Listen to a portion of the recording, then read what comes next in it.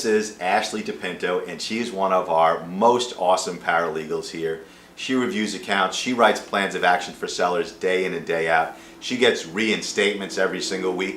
And what we're going to be talking about today are Ashley's perspectives on intellectual property right complaints and plans of action. So Ashley, talk about what you think the first most important thing is that sellers need to know when it comes to IP complaints or rights owner complaints and writing plans of action. Okay, so the first thing, most important, is address the complaint. Don't let it just linger or hang out on your account. Why don't sellers want to just let sleeping dogs lie when it comes to IP complaints?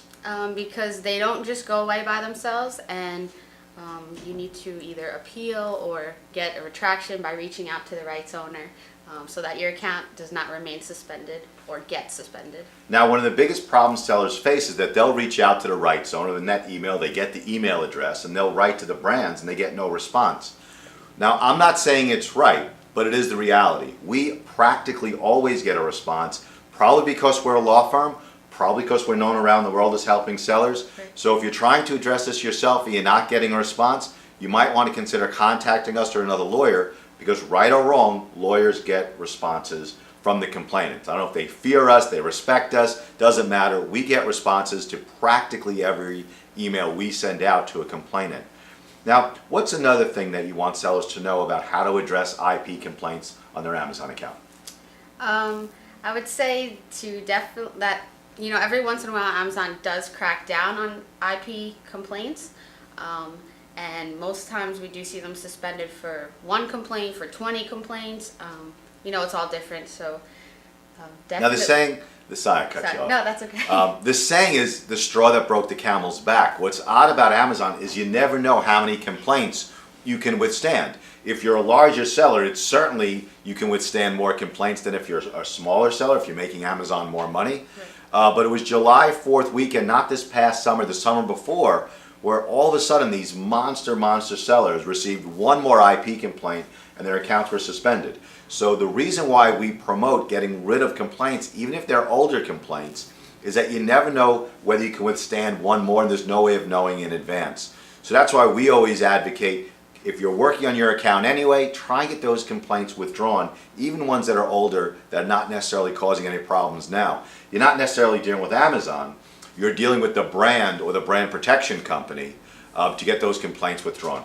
Ashley, do you have a third tip for sellers when it comes to IP complaints and plans of action helping sellers? I do. So if you don't reach out to the complainants, you can try, if you do reach out to them, they don't respond, you can also address that in appeals to Amazon, the notice dispute team, and you can just show them specifically that you did attempt to reach out multiple times and they are not responding. Therefore, can they help you resolve this issue on their account?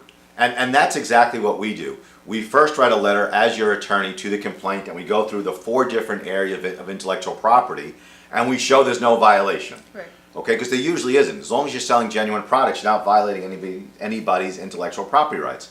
If you're not taking the Nike swoosh and sticking it on your own shirt, right, okay, and you're not stealing somebody's images, you're not stealing somebody's verbiage, you're not likely violating any rights at all.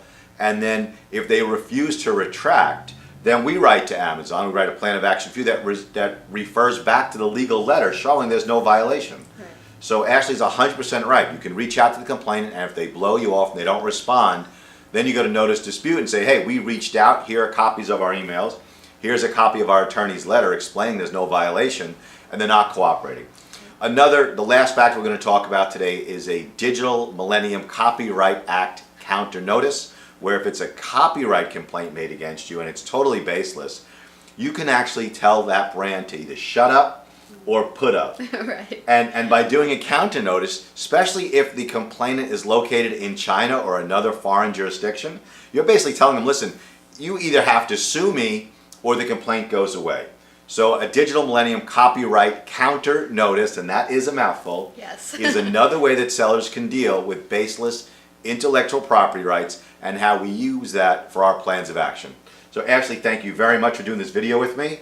I try and bring the team into these videos so that the entire world gets to meet our team and our awesome paralegals. Also, I fear you get tired of listening to me over and over again. So Ashley, thank you very much for helping me explain how Amazon sellers can deal with intellectual property right complaints in their plans of action.